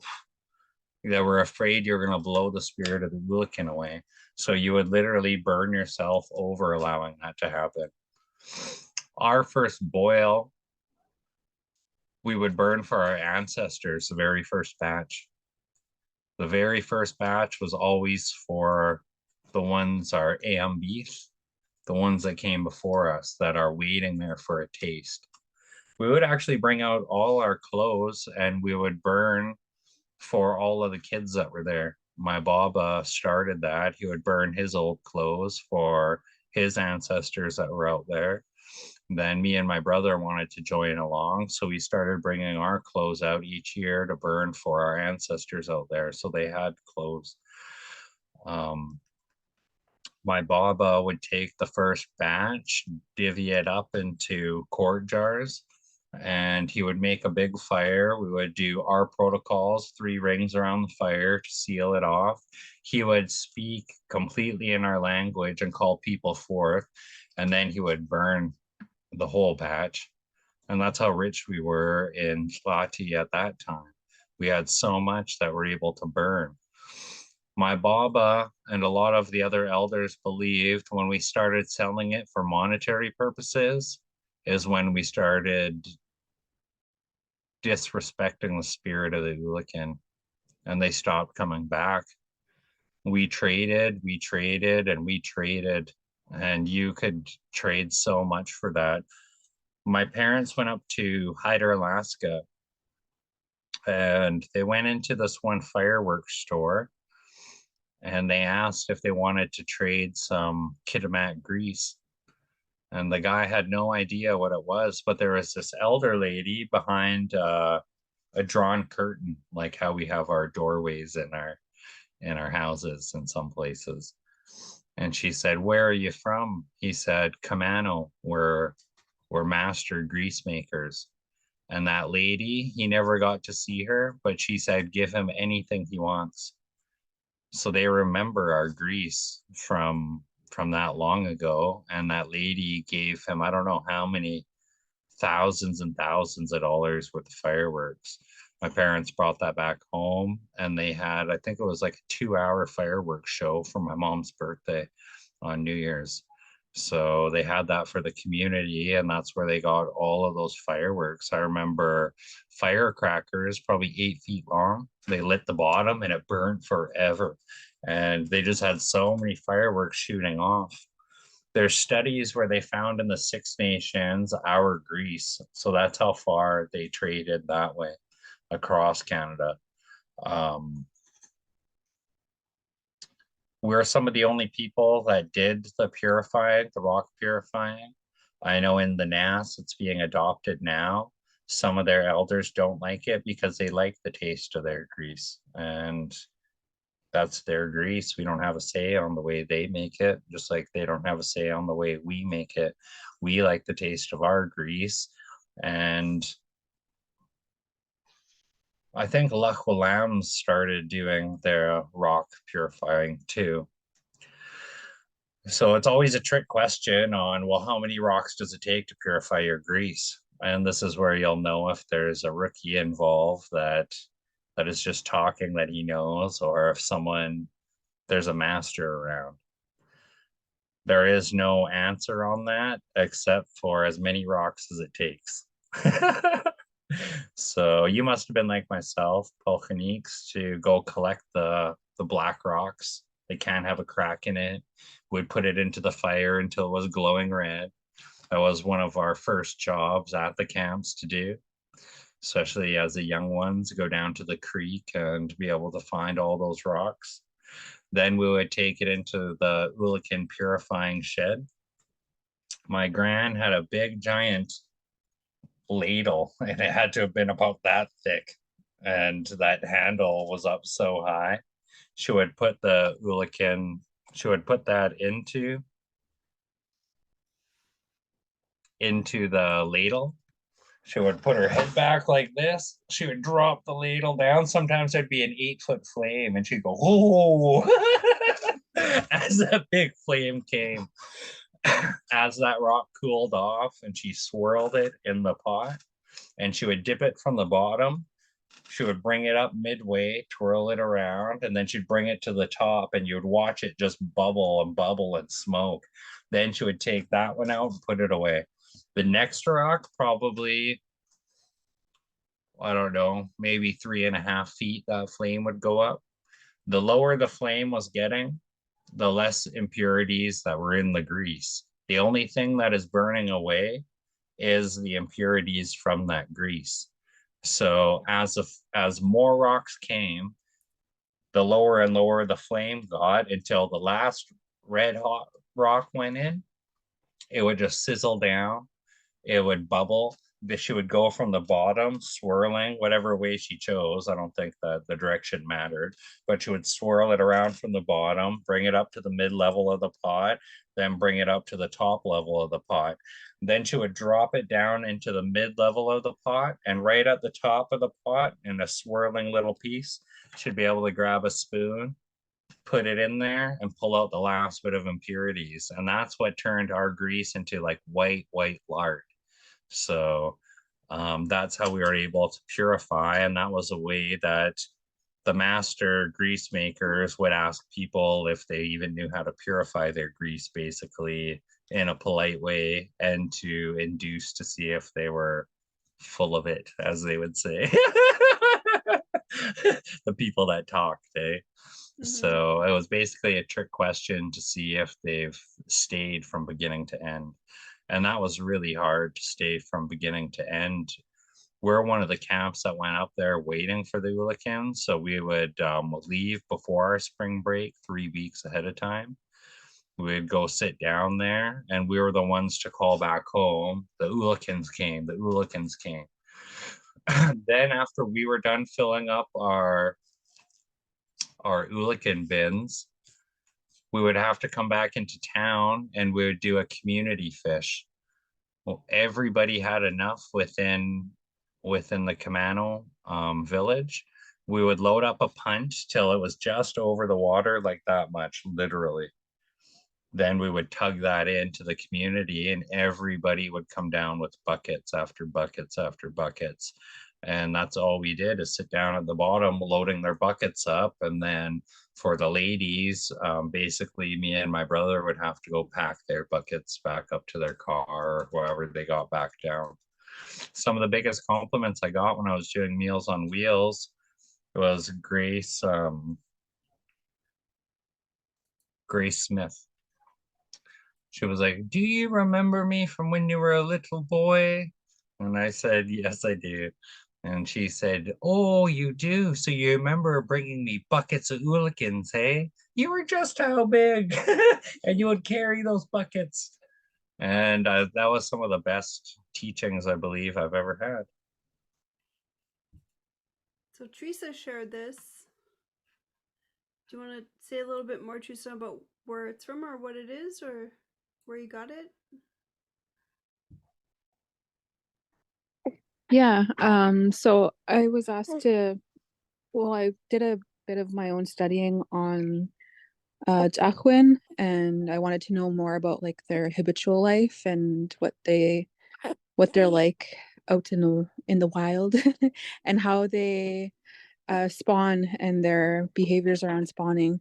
So I put together a PowerPoint for myself to understand and also to share the knowledge that I accumulated. And this just talks about like their size range. They can range from about 40 to 60 grams. They're unable to swim very far upstream, and 15% of its total body weight is fat. That's why they're so nutritious for us. And they live in the ocean and they spawn in fresh water, much like salmon do. Their eggs become sticky, which anchors eggs to coarse sand and allowing incubation to take place, which is about approximately 1 month. The name Oolican comes from Chinook jargon, trade jargon, and duckwen spawn in the springtime during low flow and big tides. And once hatched, the larvae flows out to the sea where they live near shore. For about 3 to 5 years, they live off of things like krill, fish eggs, insect larvae, and ocean debris and small crustaceans. And they can be found anywhere from California coast to Alaska. The paired fins on a male are longer than the females, and the males also have a rougher texture. Yeah. Wow. I'm trying to share your other one. Just a sec. These are all the places where they still make grease. These are all the places that you can find Oolican. So there's at least 17 different rivers and water streams that are known to have Oolican.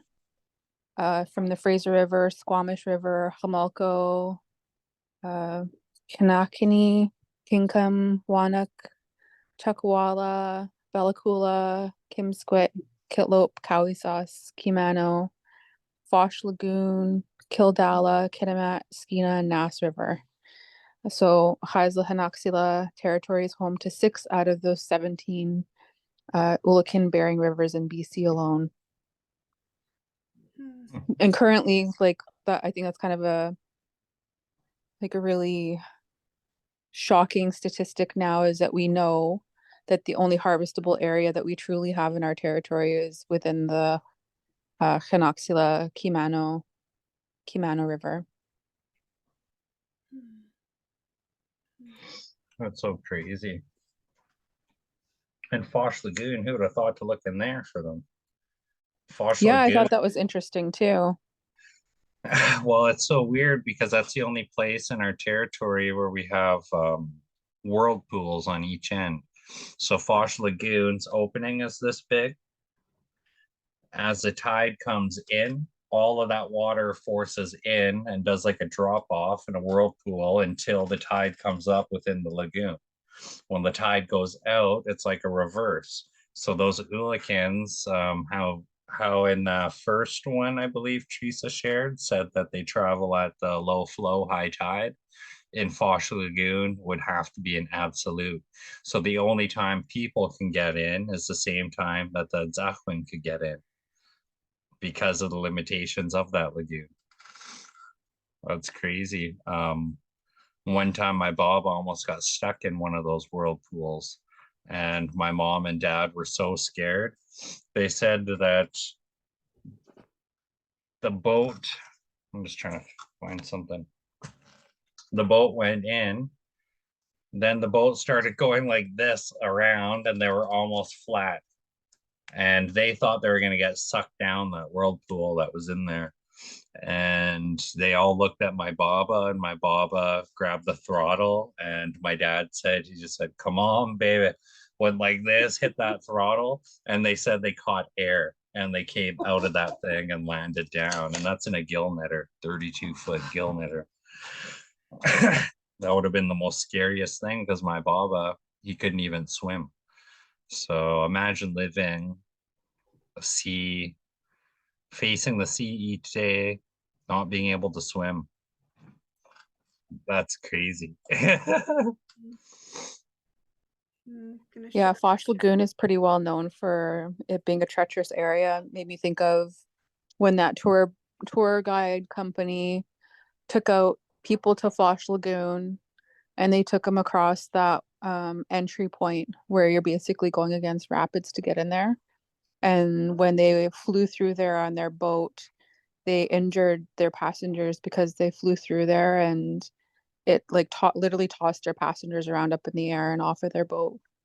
And they caught air. Yeah, they caught air. My dad talked about that too, saying it was very treacherous and you have to be very skilled to know how to get in and out of there safely. Yeah. So Yeah, yeah, this is part of my research findings. The image is drawn by Lyle Wilson, and it was part of a book. It's no longer being published, but it was called A Fish to Cure Humanity. And it shows the setting of the conical takak, the Oolican fishing net. It shows the net spreaders, the steam bent wood loop, and the secondary wood piling, and then the main piling that was used to drive the net and hold the net into the river. Very amazing to see like the method behind this and how they knew to work with the current and the flow of the Oolican to catch the Oolican. But the fishermen would go out and they'd drive in the piles to hold the takak net in place. And when the net was full, you would empty the fish into the canoe by loosening the pointed end of the net. Those 13-meter long takaks can hold a lot of dahwin, overfill, and risk of being swamped. From what I understand too, those net spreaders were fashioned in such a way that the middle part would break when the net was full, therefore like shutting the net, and kind of like a preventative measure added to closing the net when it was full to its capacity. Yeah, some of them were designed, they had a hole on the top and a string. So when they came to capacity, they would pop out like that and it would snap the mouth shut. If you look at where the net spreaders are, you see that thicker rope that's in there. That was with stinging nettle cordage. And in specific places, they would add danas, strips of cedar, to strengthen up the weight bearing for when it's getting stretched with all the Oolichans inside it. Where the top of the piles that they drove into the ground, you'll see a rope sticking on the other pylon beside it that is tying that pylon on. At the bottom, you'll see what is referred to as the steam bentwood loops. Those are tzigans. So when you would set the net, it would be at the top of the river, and the guy would be like, "Tzigans, tzigans, tze." And when they said that, that's exactly where you would tie up the pylons. So the tzigans, tzigans, tze was a process of them dropping the tzigans down that pile and hitting the optimal height for the fishing to take place. That was new research, and that word bugged me forever until I figured out what it meant. Everyone was like, "I think it means chicken." And I was like, no, we used to say it Oolican fishing all the time. And I can't remember who finally told me, and I was laughing so hard. I was like, everyone was thinking it was chicken. But yeah, the process of dropping that, it was Coralie who told me, my own sister. I searched for that everywhere. I couldn't find it, and I had to ask my sister, who remembered the process of dropping the tzigans was tzigans, tzigans, tze. So that's something. It sounds like it could be a song, the way you said that when they'd yell it. Yeah. Sounds like it could be a song and a dance. Well, it would be my Baba Crosby who would be yelling that. The loudest one. Yeah. The one that doesn't need a microphone. Holy, Yeah. I don't know how his voice was so powerful. Could you imagine him using a hand drum and singing? Wow. That Yeah. would have been intense. Yeah, maybe that's why I So, sing so loud. yeah. I really like I'm so glad that Teresa's here for this one today because I never had any of these ready. I didn't even have a speaking point basically except for coming off. So yes, thank you. Thank you for sharing this, Teresa. So the Yeah, next, I feel like such a rookie because I don't have the land-based experience. I only have the research knowledge. So you really bring it to life when you describe like the people and our elders and the stories that you both have of being out at these camps and what it's like. It's like life goal is to make it out to an Oolican camp eventually. Yeah. See, that one had to have been such a mini tiny net for what it was because the ones that so my Baba was the last one to make a takas. We didn't use stinging nettle cordage whatsoever. He actually used two different types of netting from that he got from Prince Rupert. So the replica takas that they made were based off my Baba's takas that he made while he was in Camano. So I remember the sound, just like my Baba Cecil remembers the last time they fished it in the Kitlope. I remember the sound of them hitting those pylons down into the ground and how long that took. Then I remember how easy it was to go instead of doing all that seine fishing and everything. Do you see the bottom of that net there? That had a loop on it and there was a special knot. It actually folds over 2 times and then they knot it in a specific way so that as the river is flowing down into what I call the mouth of the whale, just to give everybody the visuals, as it's flowing down, the pressure is always pushing those Oolichans out the other end because the Oolichans are now the mass. So you'd have a little tiny L-shaped thing, like a stick, and it had a branch that went out. You would drop that down and you would pull that net up with that L. You would grab the end piece, put it into your punt or put whatever into the canoes, maybe if you had canoes. You would untie the knot, and then with that same L-shape stick, you would put it down underneath that basket, lift that L-shaped stick and divide the Oolichans into your first batch that you would take into one hatch. And then that L-shaped stick would hold the Oolichans in place in the takas. Then you would grab the bottom of the net, move it to your next place where you're going to unload. You would re-drop that L-shaped stick, lift it back up and divide the Oolichans in the net, and you would keep on doing that. If you didn't do that, the pressure of the water would blow out on the back end and all your Oolichans would just be free. They wouldn't be alive because they basically drowned in those nets. So everything you got out of there, since the Oolichans couldn't swim, gravity sucked them to the back end of those nets. They basically drowned and they're just waiting to be harvested at that point. So my Baba's takas, we went and measured it last year. We found it in our storage. So I got my parents to take it. They live across the Jehovah Witness church. We went into their parking lot, and I think it was probably about 28 to 30 something feet long. And it was really narrow. And as narrow as it looks, it actually balloons up really big, hey?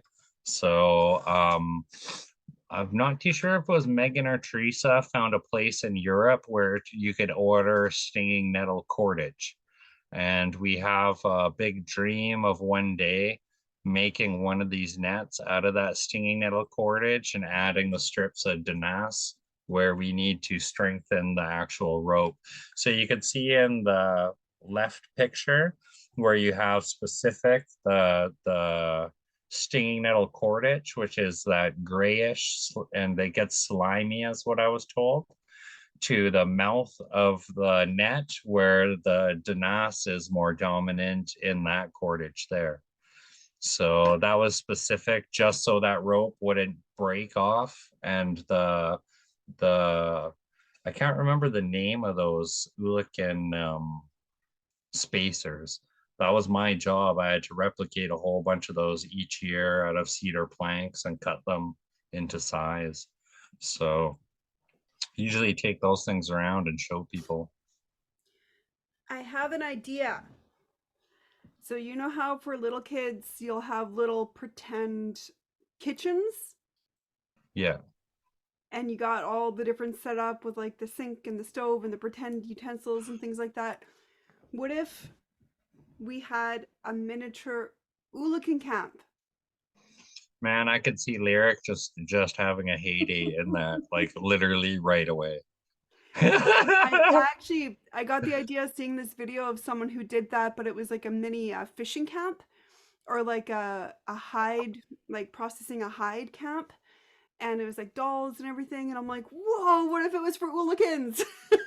Yeah, What if our kids grew up playing like the Oolican camp as like their, that would be cool. that would be, yeah. I think on the next week we can come right back to this, and I'm gonna ask Coral to have some of our families' pictures done of the camp. Oolican season goes on for what, 3 weeks basically.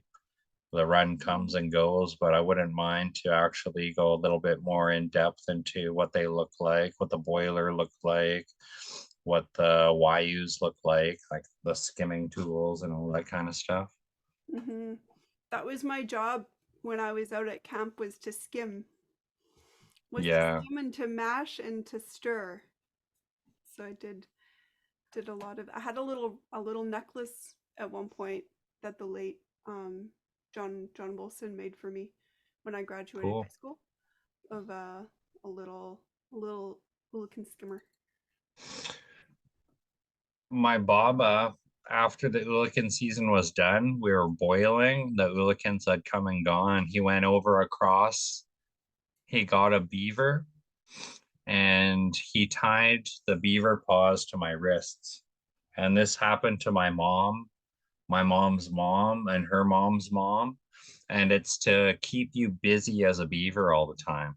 Now you look around my place, you have all the artwork, you have everything. I could barely sit still. And I believe it's to that ceremony that had happened.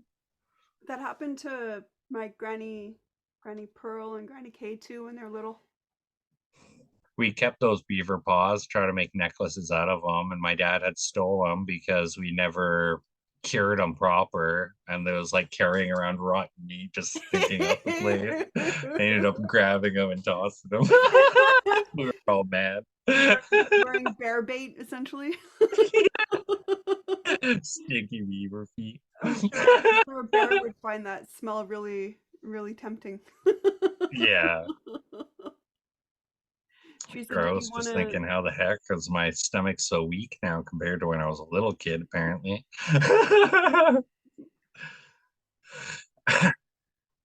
She said, "Did you want to keep on sharing about these, or should we wrap up and do it more next time?" Or Yeah, I could quickly share about these. okay, This was just going on speaking to the what ways Simgas, the place where we boiled Oolikans in the Kitimat area, along the Kitimat River, what is now known as the Kitimat River.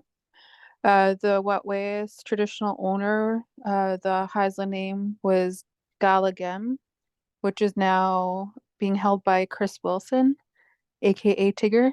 Um, and it was originally a Raven clan Wet'suwet'en, but it was passed down to a member of the Blackfish clan. And at the beginning of World War II, almost all Haisla families had a house there or had relatives who had a house there. And this was our main village site in the 1800s.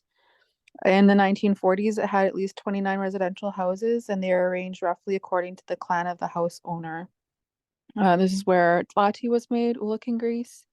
Also, fish drying and smoking took place there, and also where ceremonies took place. It was said that Haisla would pack up their belongings and their families, and they would live there from May until about September, until fishing season was done. Nobody could start fishing until they got word from Desi, the hate mess of the Beaver clan. And when he was satisfied with the start of the run, his spokesperson, his aloof, would call out all aboard, and the people would scramble to load up all of their fishing gear, and they would push off in their canoes to start looking fishing. And then it just goes on to talking about how the nets were set in the river. Nice. Yeah, there's some pictures there too of some gas and the village site. It's been our life goals to find remnants of that village site. We've hiked along some parts of that area to try find remnants of it, but I think it's all been washed out or removed by industry moving in and taking over the river. In this photo, you can see in the distance there the long net being hung to dry, looks like. That's what I'm guessing anyway. I could only guess. Yeah. And apparently we even used to have sun-dried Oolichans. We used to have like settings to set up Oolichans for sun drying. There's also another picture there of some gas. You can kind of see it at a distance from the river point. And from what I understand, this is like right behind where Early Bird is now, or Emporium Builders in Kitimat. And you can see all the houses there. And then I did share a couple other photos, but we can go into that next time. But I just shared some photos of like the ripening bins, and it just goes into like the process that Dustin already talked about how long you have to like ripen them for to make grease. And there's just some older photos there too of the boiler and skimming of the grease. What is this stuff over here? It looks like grass. Yeah, it was just beside the ripening bin. That was out in Kimano at the Shaw camp and the Wilson camp. And there's Lyric in her colorful Oolican attire. Aww, Oolican camp attire. she's so I think That was that her might first be time an out to Kimano. I think it might just be an old tarp. Mm-hmm. Oh yeah, maybe. Mm-hmm. Yeah, possibly. I was so happy she was so brave. She just walked right up to the ripening bin. I Cool. remember being at camp and hearing avalanches. Like, Yeah. all throughout the day, you'd hear like, and then Yeah, I love also that. hearing boulders busting, like cracking in the rushing rivers, and it sounded like gunshots, like really loud banging gunshots. Yeah. We used to wake up to some of those thinking, is this the one that's taking out our house? Is this coming from behind the camp or across? Oh man, that So- didn't even cross my mind. Yeah. Well, behind our camp, we have, I don't know, a 60-foot rock. Like the rock is just massive. So, Mhm. Yeah, I remember that- a big raven would wake us up every morning. We had a few big ravens there. And we didn't have to refrigerate anything because it was so cold. And my cereal had ice in it. From the milk. The milk would essentially be like slushy. And my cereal would have ice in it.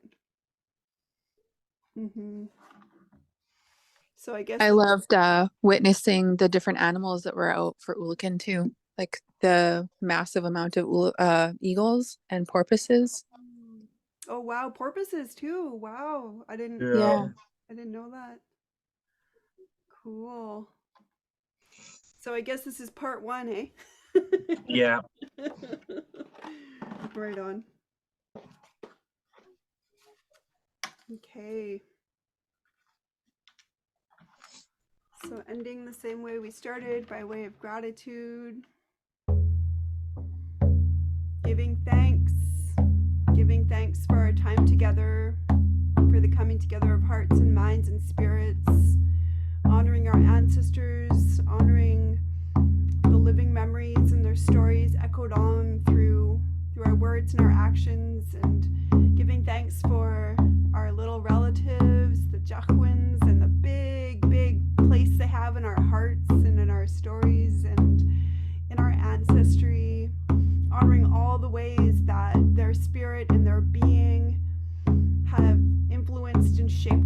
culture, the many different traditions and protocols that were practiced and upheld in the honoring of this relative and the way that shaped and defined our people, and honoring and giving thanks for the ways in which having Greece and eating Oolichans has shaped our genetic makeup, the ways in which it's influenced how we became as people, being so immersed in their medicine year round with the eating of their grease, and giving thanks for the ways in which that the grease made our people so abundant through the trading of it, and all the ways in which that created opportunities for connection and intermarriages and learnings and trades with other nations all over the lands, and all the trails, giving thanks for all the grease trails that connect us, and may those grease trails be awakened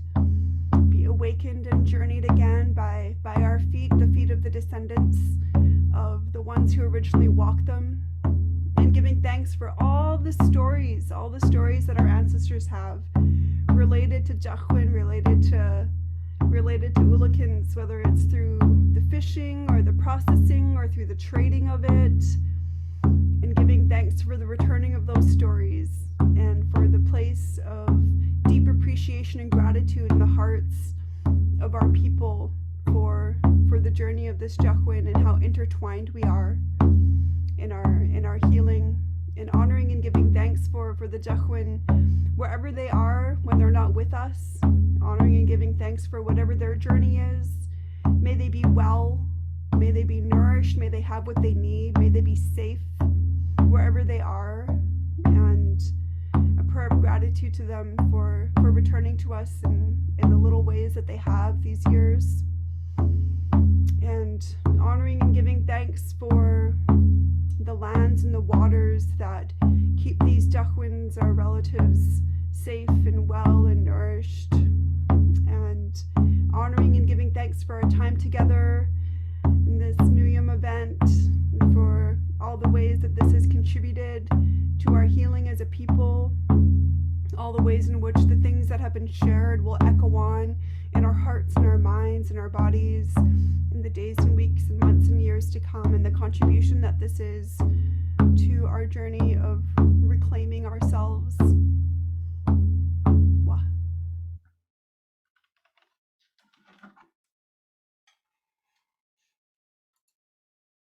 What do you want?